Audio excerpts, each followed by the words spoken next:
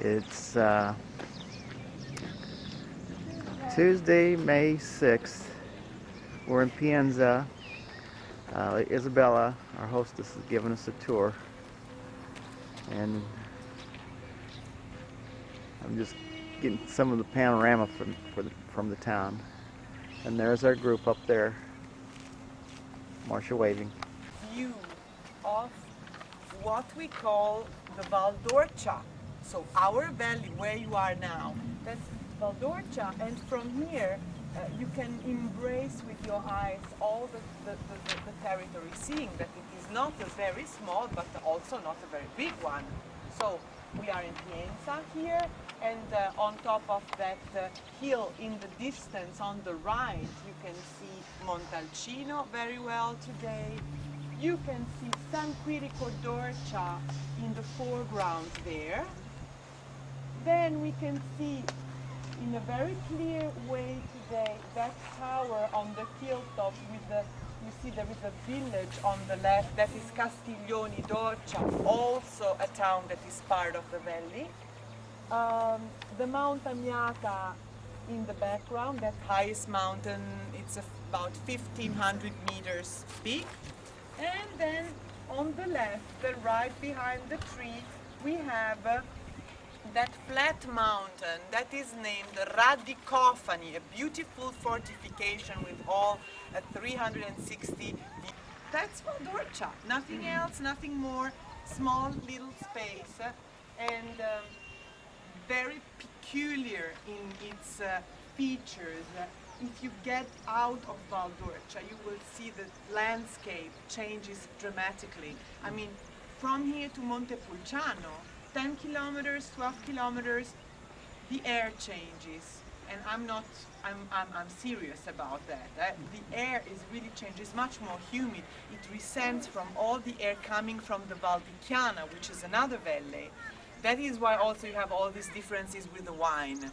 Otherwise, we could all produce the same wine. We all have Sangiovese grapes. In Montalcino, they have Sangiovese grapes. Here we have Sangiovese. And why did they make three different DOCs? The Brunello, the Orcia, and the Nobile. Three DOCs in 30 kilometers. Because the air is different, because the soil is different. Here in Val d'Orcia, we have clay. All over, it is clay. So now you see it very nice and sunny and bright and cultivated, and you see, oh, what a very nice territory that is. It's very rich, it's green, it's pulsing.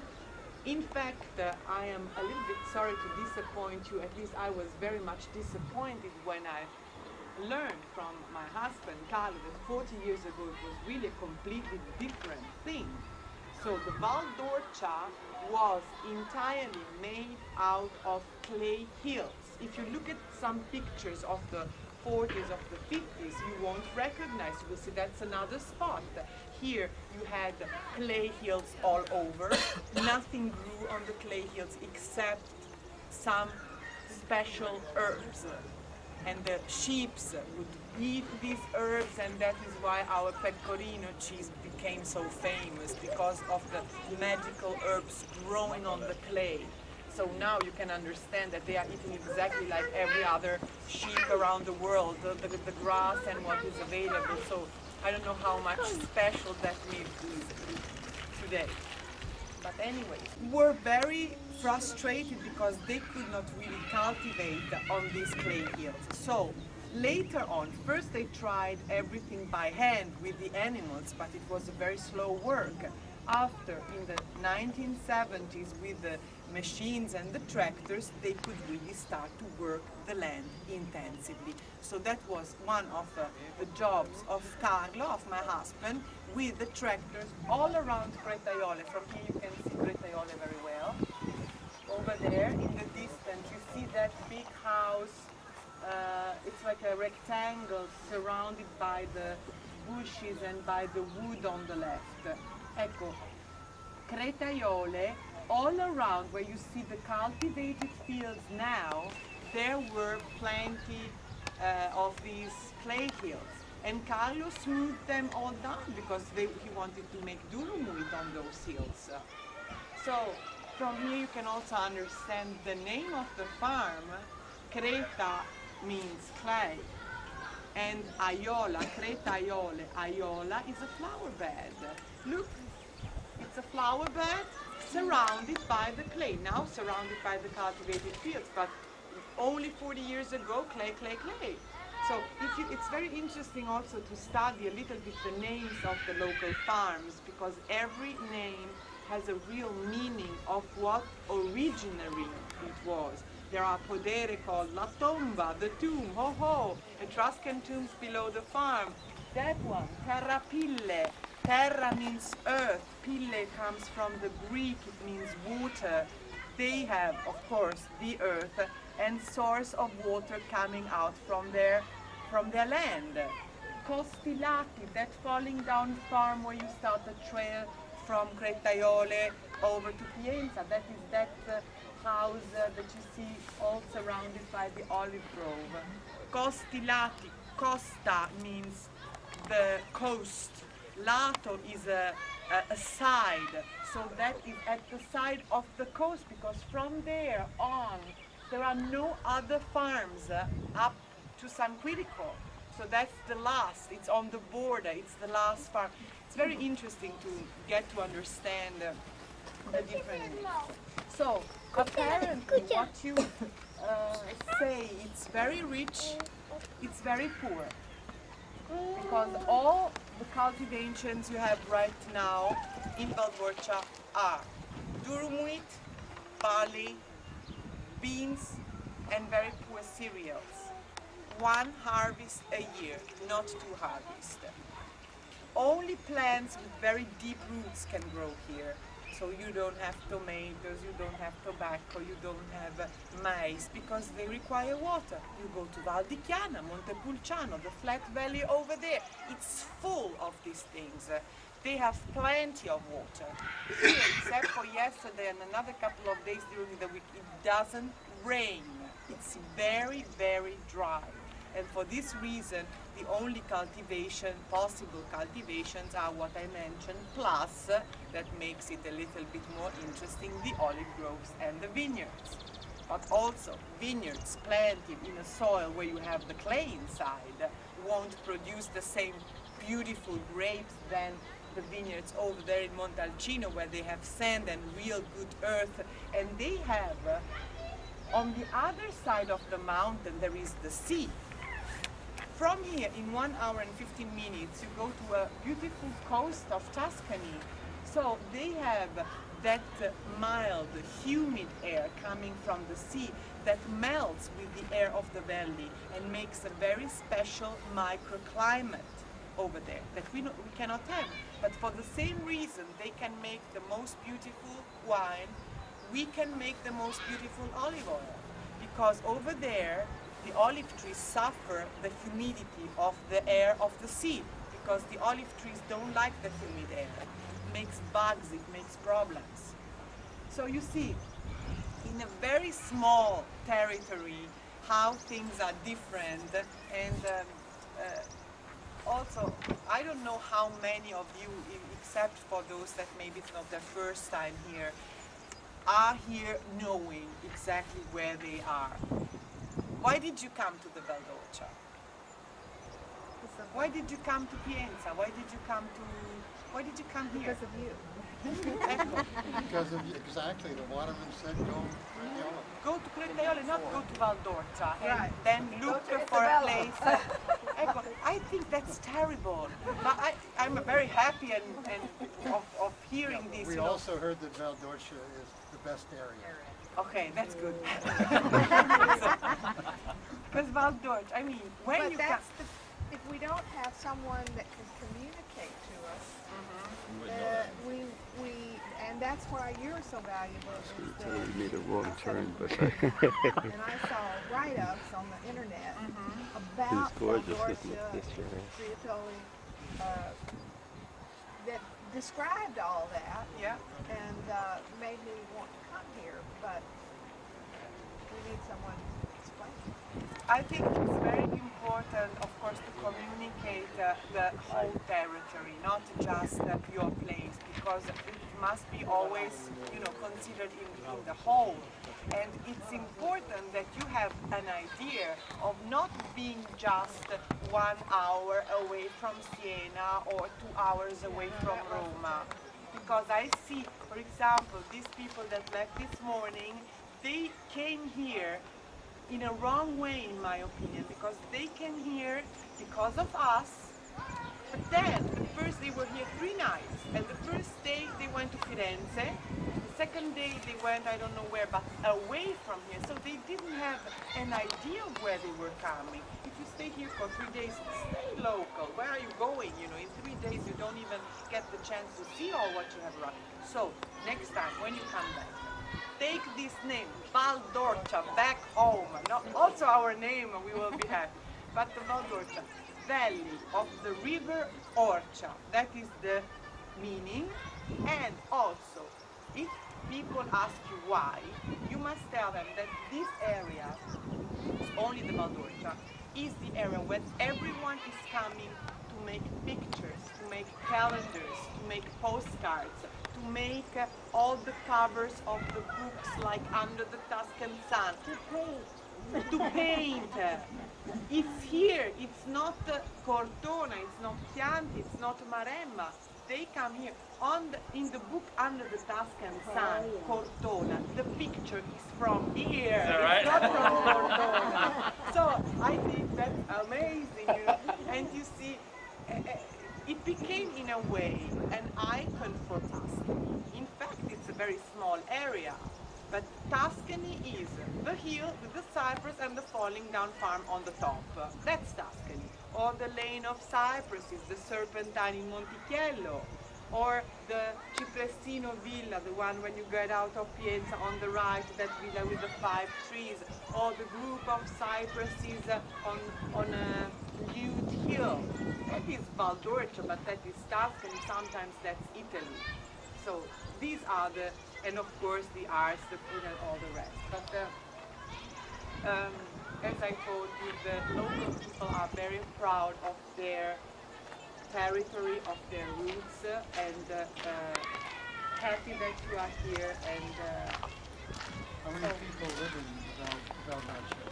all together, just in Pienza we have 2,000 people, so all together it won't be more than 15,000 people, 20,000 people in the whole valley, because the villages are very small. When I say 2,000 people in Pienza, meaning with the suburbs and with the countryside.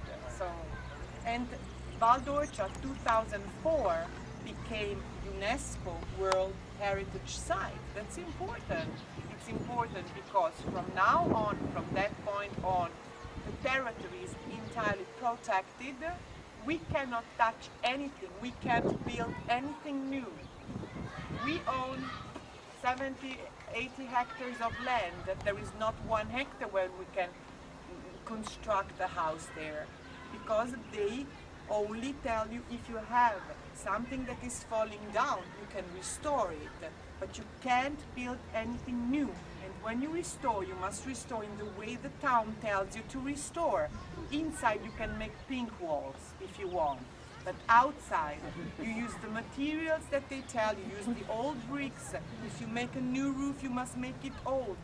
And they give you so bad restrictions that you are like that.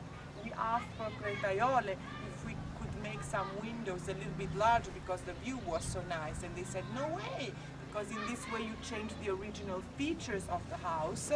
We don't want, because in the past there was a sense of making small windows, because the small windows would mean keeping the heat inside as much as possible, and the heat, so small windows so the heat won't go out. So if I start to make a big glass window there, and another one say, oh, I like to have, whatever, then you change the origin, and that's bad. So, What about your sunroom? ecco, this was made in a time, like 15 years ago, or maybe 10 years ago, I don't know exactly, but where the permits were a little bit more flexible. Today, it's unthinkable to make a longer veranda because the veranda was not there.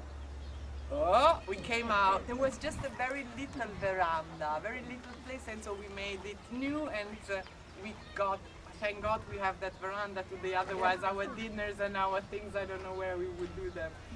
But today it would not be possible. They gave permits to make pools all around until last year. From this year on, the new piano regolatore. How you say piano regolatore? Floor.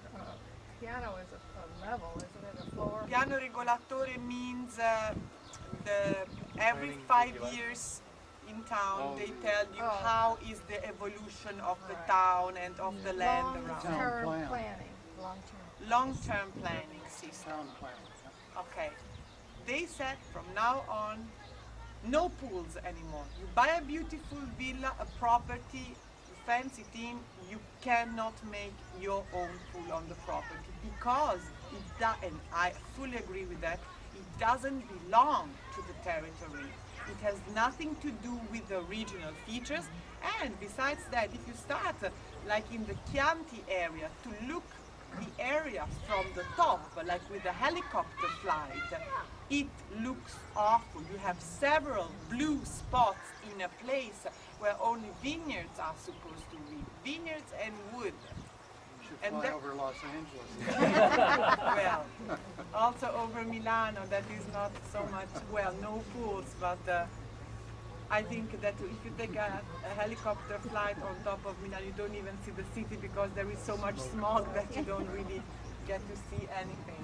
We have the same restrictions in Charleston, South Carolina. Yes? Historical restrictions.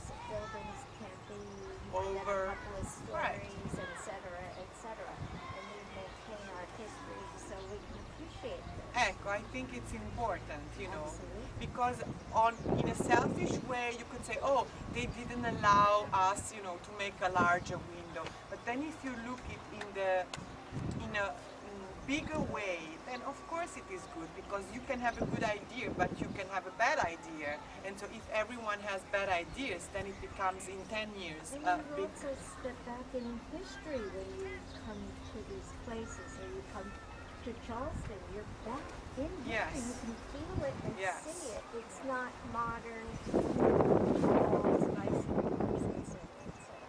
And that's the benefit. That is right. So Mr. we are Bala, happy. what is the yellow bloom crop? Now, allora, when you see there are some blooming things, it's just bad herbs, like Oh, that's the herb. weeds. 'Cause Yes. I saw many fields. Weeds. It was just So all it's yellow. not If kind it's a full field and nothing around, then it is colza. I think it is what you call canola Call it Oh, canola. for making the Used to oil. be called Yeah, it was rapeseed. definitely a crop. And okay, these yellow crops is canola. And now, this pink, you see the pink field, when you get out of Torretaioli, you have the pink field.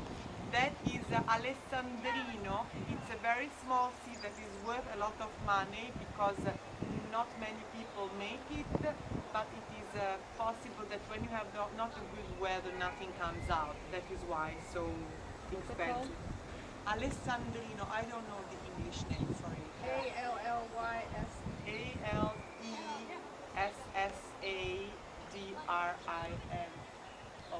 Alessandrino.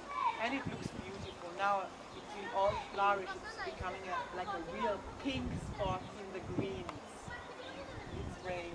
How Everyone. is that seed used? Hmm? Is the seeds to make oil?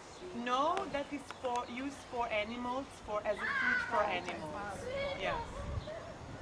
So also, of course, you can't here recognize who are the owners, but the dirt roads, these little paths, are usually always a division between one owner and the other.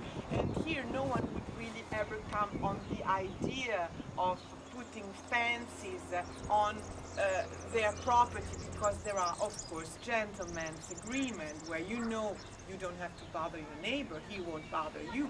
But the private property because of the communist mentality and that we were talking about the other day. That is you know, it's of everyone. It's mine, but you can use it. It's mine, but you can walk on it. Sometimes people ask, will someone tell us anything if we are walking on a trail? No, they won't. I mean, if you don't damage what you are, the crops or other things, no one will ever tell you something. Well, where are the sheep? Echo, that's a good question. I also have sometimes that question on my mind. I mean, there are sheep, especially if you take these dirt roads and you go in the inside, then you find here and there sheep. But then on the other hand, I think, but the pecorino sheep is widely exported in the whole world, and you can get it also in the States, pecorino di Pienza. Where are all these sheep? So,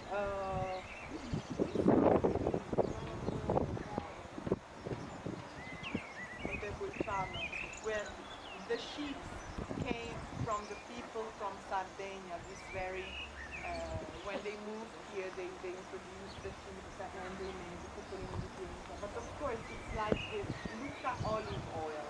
It's so well known in the world and the request is so high that I hardly doubt that all what is named Lucca oil will really be Lucca oil. Same thing, pecorino di Pienza. There was a scandal in Pienza because they found out with the inspections that in the pecorino di Pienza, in fact, they found in one closed powder milk and in another one cow milk, which is not supposed to be. So the best they would put anyways sheep's milk, and the best where we take our pecorino cheese, we know that they have their sheep there.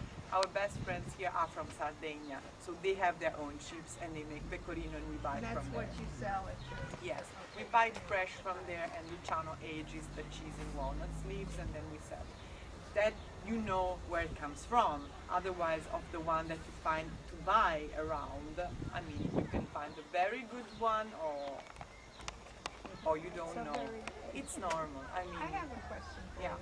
Stepping back to your other talk, what did Luciano do from the time he finally got his 8th grade education until he was able to buy the farm? What did he do? Was he sharecropper still? No. Or went somewhere else with his education then? Or? No, allora, he stopped to be a sharecropper in 1967, 98 he bought the land. So that means in these 13 years he put money at the side to be able to afford to buy that land. So What by was renting. his job? A farmer. Oh, okay. Oh, okay. Of course, he was not a sharecropper. He was a farmer renting land from the landlords, but by renting the land he worked really even harder to make some money. And he's a smart and So the amount he had to pay the landlord was fixed as a rent. Exactly. And you didn't have to give him a share of the profit. Exactly. And the rents at that time were just little rents. So he could really make good money out of renting the land. There were not many farmers wanting to rent land and cultivate the land. And so he made the money, and after 13 years he was able to, you know, with little debts and so, but he could buy the ground. And then all the rest is wonderful and Very much so. well, he made a really good, yeah, from nothing to the top. But keeping the roots and keeping the traditions and without jumping on anyone's head or making it, you know, with honesty, made with honesty. So I think that is the pride not only of Luciano but of the whole family then. And well, if you So have how do you pick your we saw cherry trees that were so tall, I didn't know how they picked the with cherries. ladders you jump on, and for the olive trees it's the same thing. Sometimes they grow so high, we prune them every couple of years, but sometimes they really grow high and it's difficult to get to the very high branch. I was wondering how you prune 900 trees. I will Every tell year you the you do olive oil some. things. Olive trees, let's leave it for the other, for our next conversation. This road is the Gladiator Road. That is where they made the movie about the gladiator. Yes, that's a dirt road with a couple of cypress. That field on the left that is all cultivated with durum wheat now in 1 month will be completely yellow and golden. And that is where Russell Crowe in the movie was caressing the wheat while the wind was blowing in this beautiful scene. That was the field. It's really gorgeous. And Terra Fila is that farm. It's also an agriturismo. There.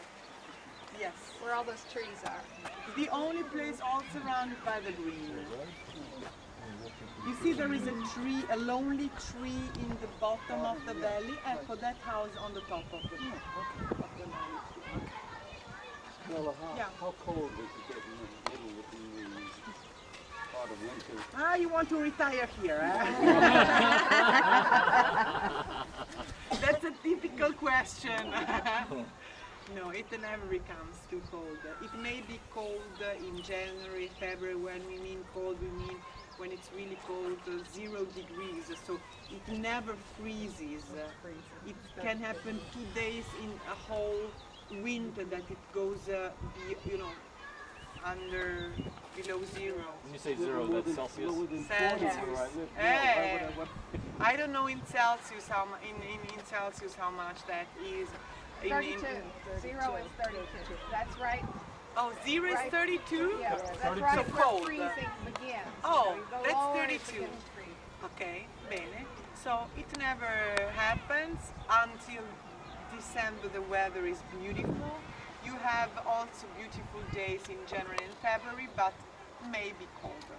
I saw an ice and snow sign on the road down there for a while, but I was wondering, No, it's just because when it's coming, also a little bit of snow, people are not prepared to that, so it's even more dangerous because all the tiles are flat and when I came here on my first visit, it was I got half a meter of snow. It was all white. It was Christmas time, and no one had the chains around the wheels. So Carlo took us all out with the tractor of the roads because we were stuck there.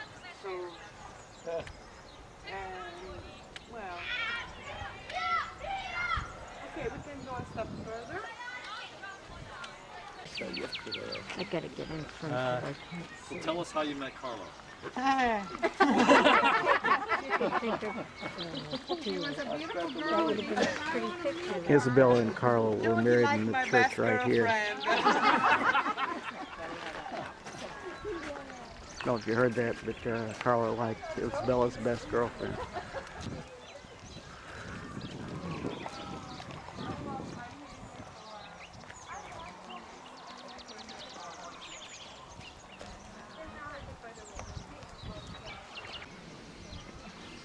I hope the colors come out good on this. It just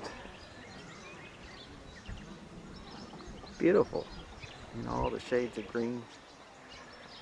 My viewfinder's kind of washed out, so if it comes out like I'm seeing, then that's a real shame.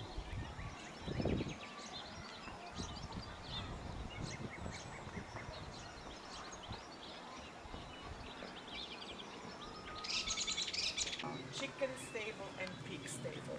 So you can imagine in which condition it was when he bought it. Carlo and Luciano worked on that for about 3 years over the weekends to clean everything up, to restore, so they put a lot of time into all that. With which purpose? No real final aim, except the maintaining of the whole place, because Carlo has a real big passion for history, for archaeology, and he wanted to give dignity back to a place that had been used for a long time as a chicken stable, so it was not looking nice. Now he is starting to think to make it become a museum, because we believe that it is very sad that such a wonderful place that lays on the really historical and archaeological part of Pienza is only accessible to a few visitors. Well, just to our guests, because we make a visit once a week and that's it. So, but all the other people, they don't have any chance to come and see the place. And why not? I mean, here we are in the roots of Pienza, because Pienza as a city, Renaissance city, as you see, everyone is going there to see the Pienza of the Pope. But no one is coming to this part of Pienza seeing the archaeological roots of where life started, which is not over there. You know probably that Pienza was constructed as a medieval town first, and then when the Pope came, Pope Pius II, he decided to make his dream come true, his dream of beauty, his dream of creating a pearl of a city. And he had great ideas, and he made out of Pienza, destroying part of the medieval town, he created the new Renaissance city. It's a city, even though it's so small, but it's really called Città di Pienza. So the final result is what is in every history book. Everyone knows Pienza as the pearl of Renaissance. Of course, you can also imagine how people, local people especially, were not so much happy when the Pope destroyed the village to reconstruct it in his way, because there were people living in the village that they had to leave their houses. In Pienza there is still a road called Via delle Case Nuove, which means the road of the new houses, and these were the houses where all the local people would go because they had to move out of their houses on the Piazza del Duomo, because in the dome's place, instead of the dome, there was a very simple church, Santa Maria Church, where he, medieval church, and people living around the piazza. So he destroyed everything. He said, I want a dome, I want the palace, and I want the people following me, living around me, close to me. The local people can go in the road of the new houses. I will make houses for them. So he was using lots of money, the best architects. He took the Alberti, the Rossellino. He took the best to make his dream come true.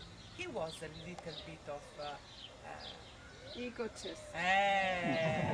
you said that. I mean, it's not written on the history books, and of course now we can say what a great, beautiful result. But imagine the people at that time, they were not really happy seeing that he was using so much money, instead of using that money for the people that were needing, so anyways, we don't want to complain about that because the final result was good.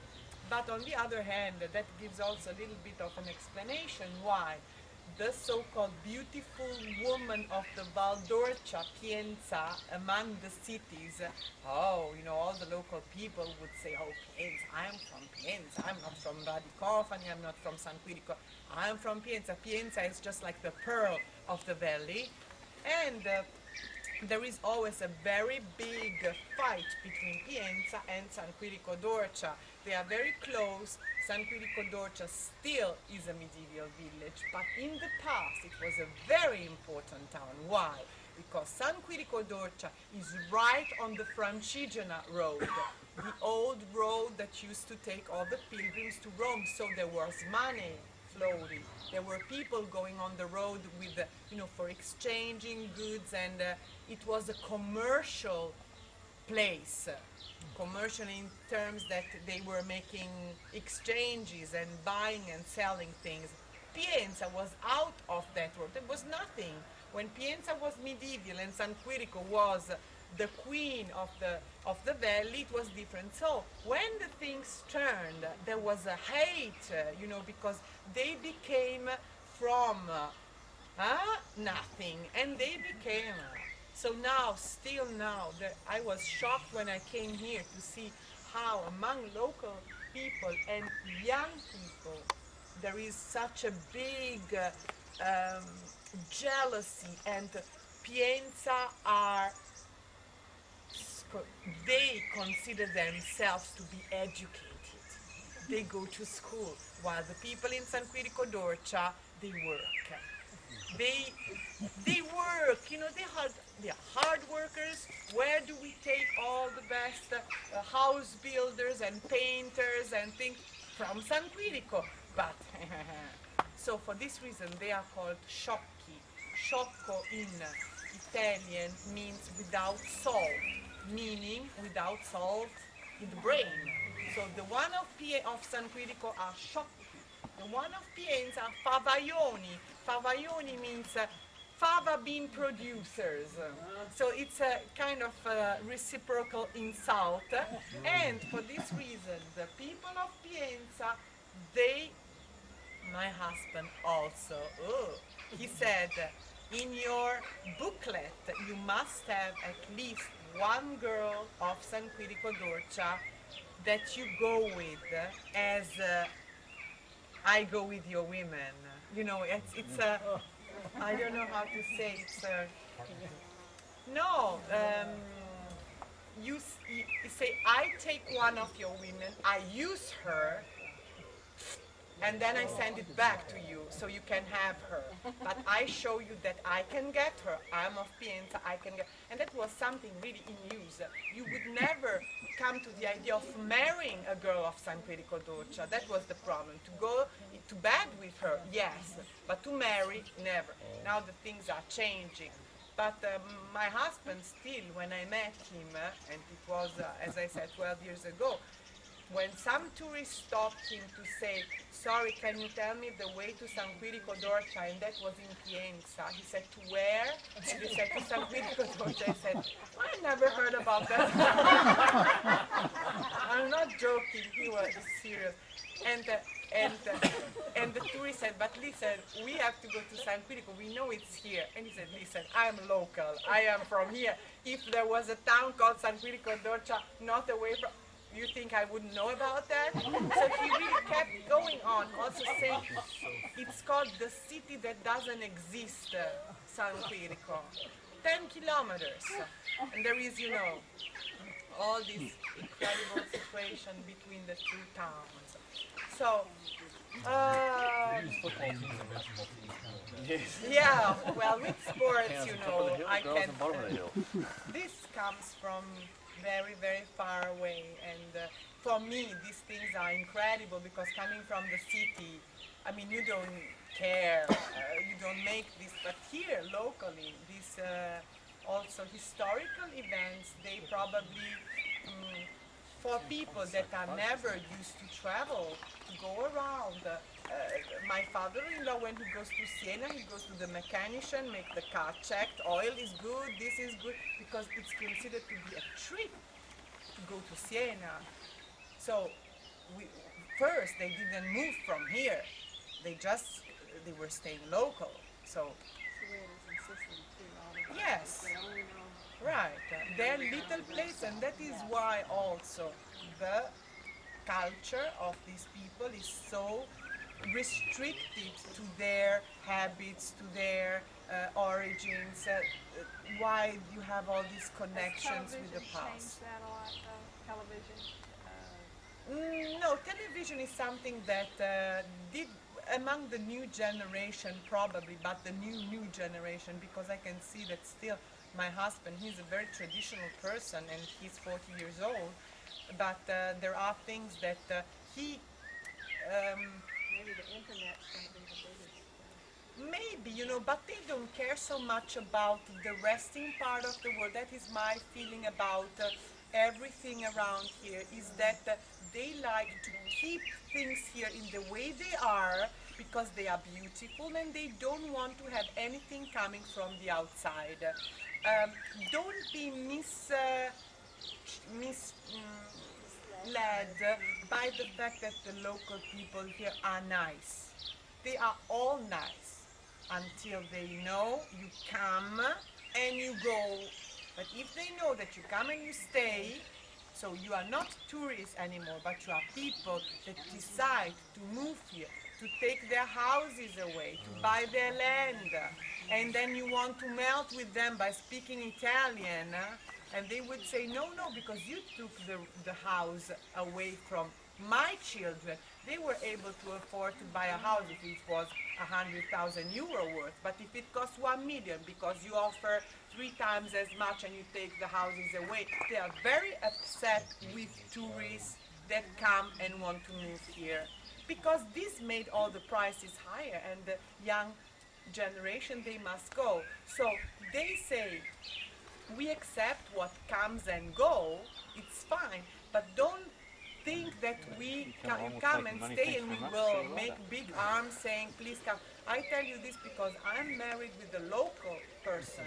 I'm Italian, I'm not from the moon.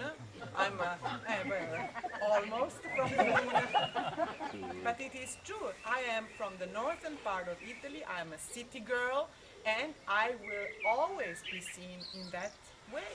Also the other young people, they see me as, she's nice, but you know, she's kind of strange. It's just different habits, different way of being dressed, different things you like to do. And they, after many years, now we have also good friends, but I'm sure that if I do something, oh well, you could expect that, you know, she's from the city. While if local women do something, then it's normal. So I will be always considered as the one of outside. And I married a local. Now my child and my children know, they speak Tuscan. We have a different accent also. They speak Tuscan and they will be totally absorbed in the community, as part of the community. But not me, not the people from Sardinia. It's a very close app, and that I think is their protection, because when something is something you want to have, not the other app. Don't. So what was so difficult for me moving here to understand, took me years, is that this was not a refusal of my own person, but it was a refusal of contaminations, I don't know if you say that, That's right. contaminations from the outside that I was bringing in that little world. And then I understood that in certain point of view, they are right to make this, because in this way they preserve, you know, in this way you come here to the Val d'Orcia and you all say, man, that's beautiful, that is so clean, and so you see all the people putting the flowers on their windows, and how everything has a care, everything has a reason. The beauty here is not just beautiful, it is much more than that. That is because of what's behind that beauty. It's because you care, you sweep in front of your door, you take care of your little world, and that is what makes it beautiful. And that is why the food is good, and that is why the wine is good, and the magic of this place is that everything is nice.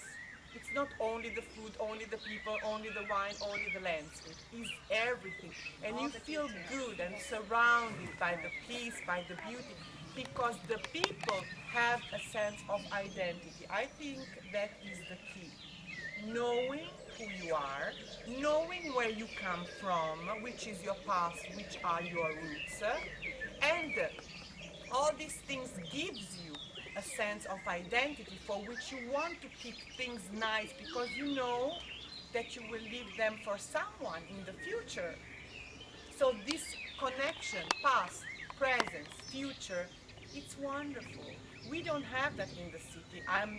Even if I'm Italian, in Milano, big skyscrapers and all modern, no sense. You don't even say hello to the neighbor, because there are no connections, and so who cares, you know?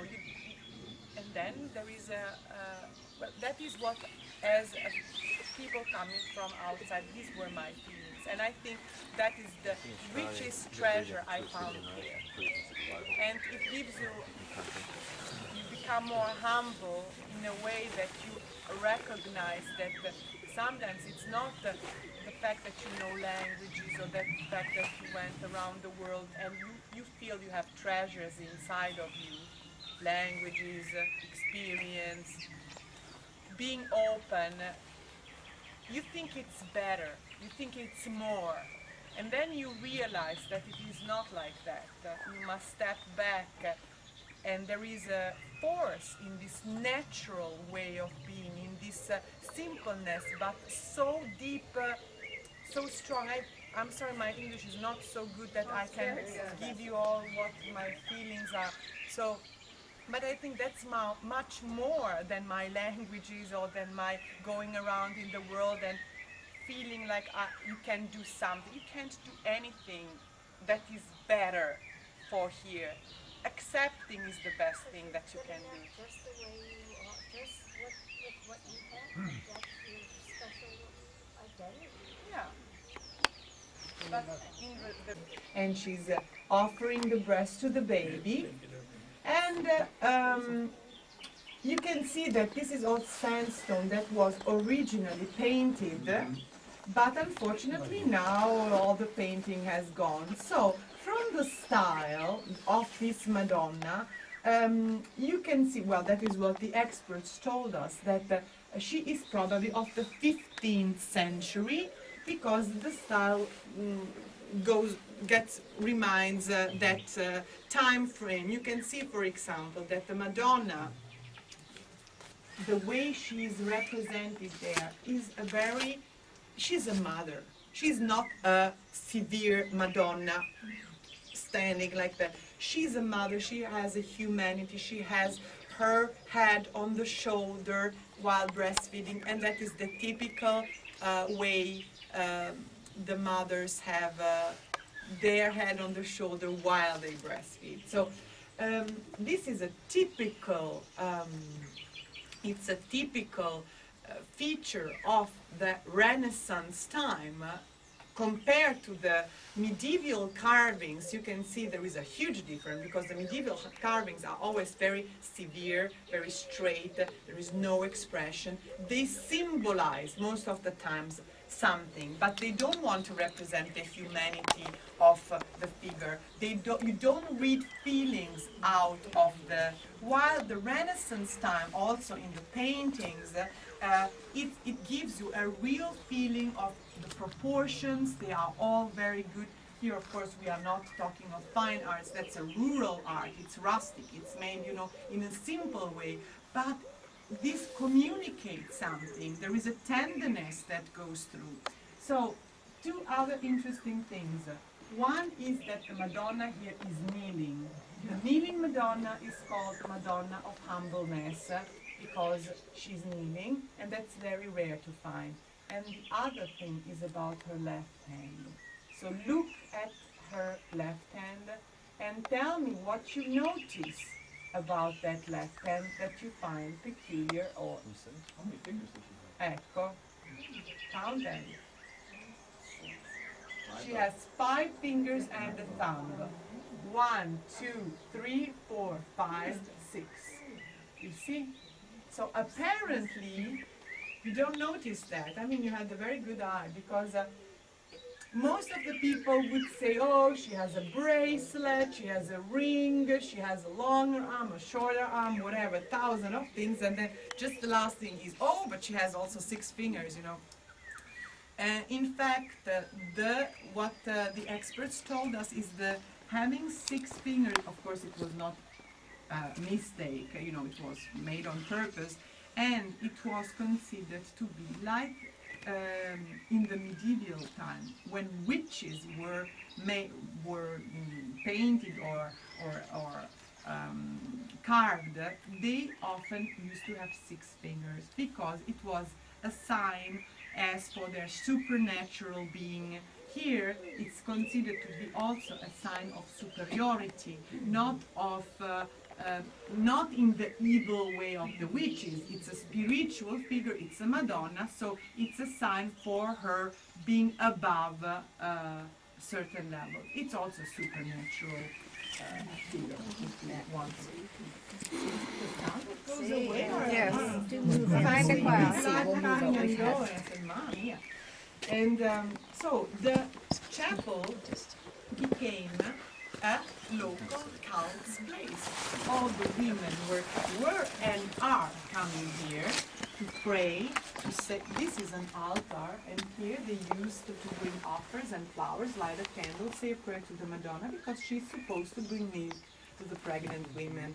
And also my husband Carlo, for our first child, I was without any milk, nothing. I was in hospital, and the 4th day, nothing. The 5th day, I had to come back home, and I didn't have milk. I was already bottle feeding. And Carlo, without telling me anything, he came here and he brought flowers. He said a prayer. And the following day, I was full with milk. So then he confessed and he told me, you know why, what happened, I did this. Probably he would never have told me if that wouldn't happen. And I don't know if it was because of his prayers, because of, in fact, I got the milk. So that was a miracle for me, at least. And then, so it was a very beautiful situation to know that he came here, and after that it happened. It was very special. But this is also a way that you can understand how also young people, he was 30 at that age, you know, in that moment, how much we are connected, they are connected to this kind of traditional things, because he remembered that the mother used to do that, and the grandmother and the local women. So maybe there is not 100% of belief, but these are the things where you say, well, it won't hurt, I can do it anyways. And in the same way, when hail comes, or there is a risk of hail, he goes, we have a couple at home, the holy branch of olive tree. The Palm Sunday, you go to the church and they bless it. Then you take that branch when there is hail, you take it out, you burn it, and you shout out of the window in this way with the burning olive branch. That stops hail. That is what the tradition says. It stops hail. So the first time I saw my husband with a branch of tree burning out, I said, what are you doing? Are you have something? He said, no, it helps, it stops the hail. And then the hail stopped. Of course, I said, the hail lasts 5 minutes, the time you go, you take it out, you burn it, you open, and you do a couple of minutes like that, it will stop. No, it's not true, it's because it really helps. Okay. So all these are a little bit of farmers' traditions, but also mixed with superstition and of religion. It's faith. Don't forget that we are Catholic now, but so this area was all Christianized, but before that time everything was pagan. Pagan with the fertility god, and this is also not a Catholic Madonna. The milk Madonna, it's part of the pagan tradition. So still there are women that if you talk with them, they would tell you, yes, of course I am deeply Catholic because I go to church every Sunday, but at the same time they do things that are connected to the paganism, and they are not even aware that they are. They're just part of their life. So more of a tradition now than a pagan ritual. More of a tradition. Yes. And they didn't disappear, these rituals, because when it was Christianized, the passage was very smooth.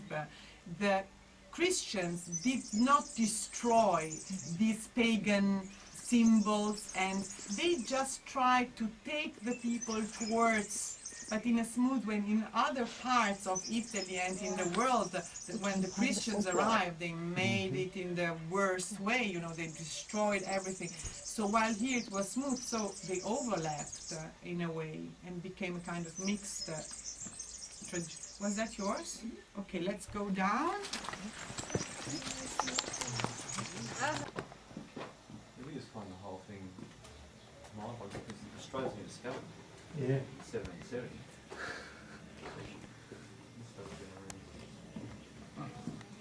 Yeah.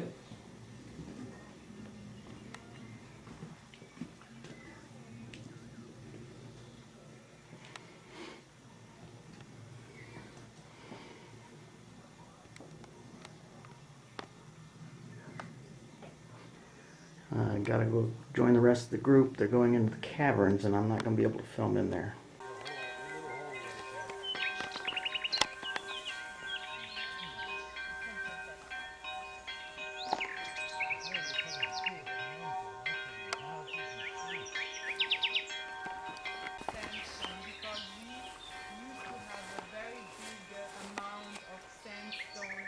locally that the people would extract, and these vertical cuts that you can see are because they use round big saws to extract tracts of sandstone. And then what happened, this is one of the major sandstone quarry in Pienza. You must imagine that this was a whole block of stone going up to that edge, and so slicing and slicing, then they arrived to that level. And in the 1950s they found human bones coming out from the earth. So they just said, okay, let's stop everything, because why do we have human bones here? But you know, it was in the 50s, so they really didn't make any study on that. In the 70s, they reopened the sandstone quarry, and they found out on top of the quarry there was an amazing, huge Neolithical settlement. That is why they found the Neolithical breast over there. Because here they found two huge common graves, all filled with bones, and I mean, why these people died is not clear. Either a disease or wars. Anyways, sliced stones were found, arrows were found. So it was also clear that these people were totally independent, able to hunt, able to farm. They had very big wood burn ovens where they used to bake their breads. Cereals were found. And so this brought all of a sudden all the history of this territory much further back than anyone would ever have thought, because, you know, speaking of Etruscan is already over 2,000 years ago, but speaking of the Neolithical time, that is much further back. So they started to make the studies of all the different levels, and they found out a range of time between 1080 and 5800 before Christ.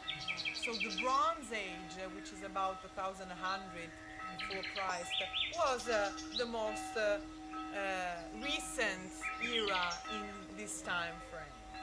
So probably those people put that. It's a pretty rare thing to have a Neolithical settlement.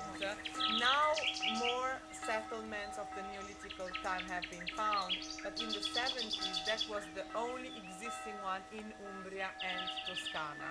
Now there are more, but well, anyways, it's a very special thing.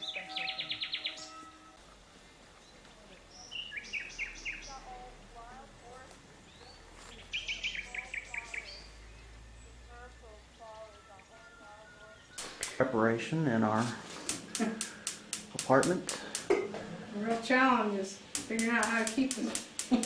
Try to like that. The lighting, it's easy. It's letting go Alright. of it. I got a question. Does that family have 2 girls or 3 girls? The Australian family? I don't know where they're from. I only saw 2 girls, I think. There were 3 today. Were there? You got the older one and then 2 that look like they're about 10 and 12. Your eight's coming. Okay. Oh. Question, you guys want to talk about that room that I didn't get on so I can capture some of that too? I mean, after we We saw, can make up all kinds of good stuff. I don't remember anything she said that was legitimate. Marcia's got notes. We went into the little place with the She carving. calls it the Hermitage because it is a Tuscan, well, it ended up being Neolithic in age, hand-carved out cave that was later used by monks in the 12th to 15th century, somewhere in there.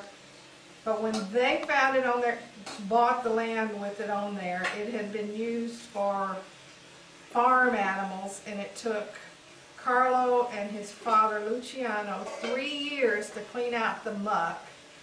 And in that process, they made all these discoveries, which they reported to archaeology people, and now they can't go any further. Since 1997, it's been frozen, waiting in a list of probably thousands for the archaeologists to come back to.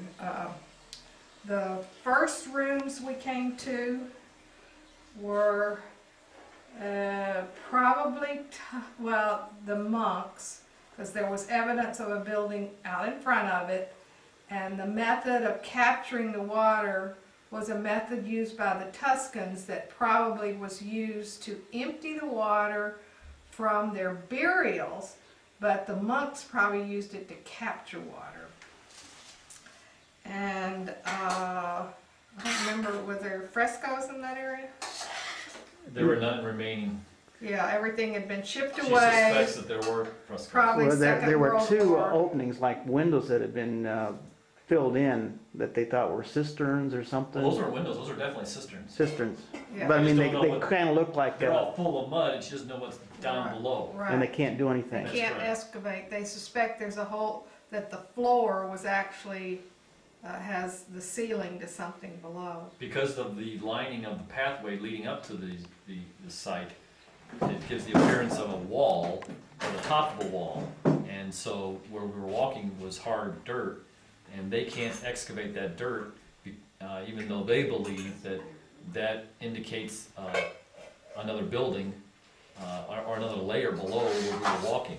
But they're not allowed to do any digging or removing. Didn't she say too that he was able to, I mean, over 3 years, he dug it out on his weekends? Yeah, I just said that. Right, but once they found some actual pots, That's correct. When he started removing the pots is when they shut him down, because he was removing the pottery from the site. And it's a tradition that if you remove anything from your site, that's where they get really persnickety about what you're doing. And some stuff is already in the local museum. Right, they did remove some, And like one in the, Chiusi and the other one here in Pienza. they took a tombstone out that dates to, was it 1432 or something? I've got it in my book.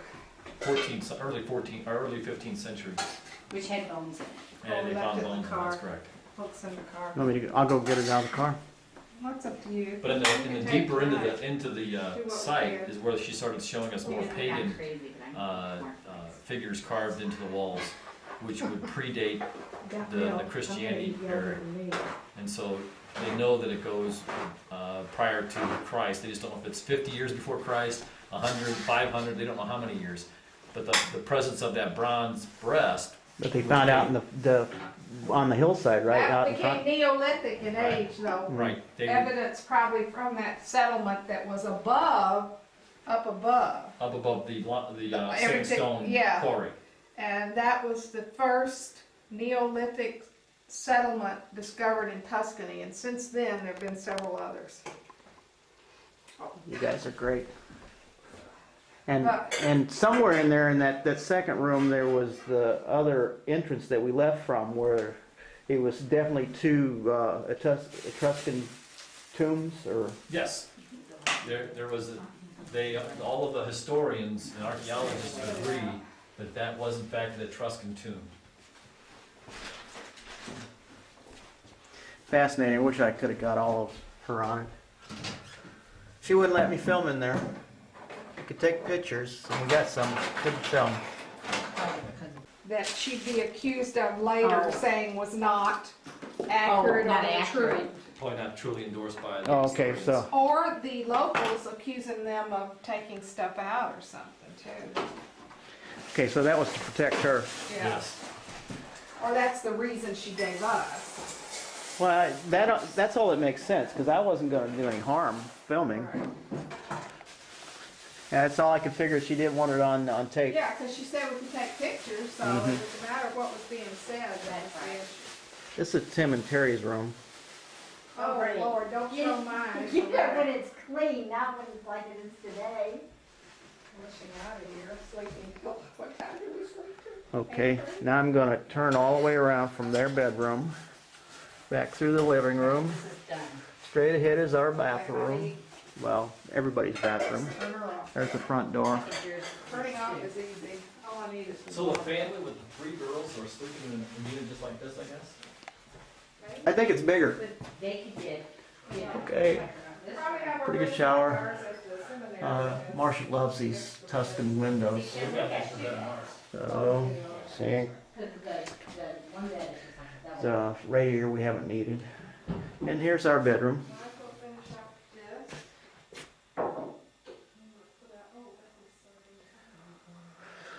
And the ceilings are all the same. You know, bricks on top of wood beams.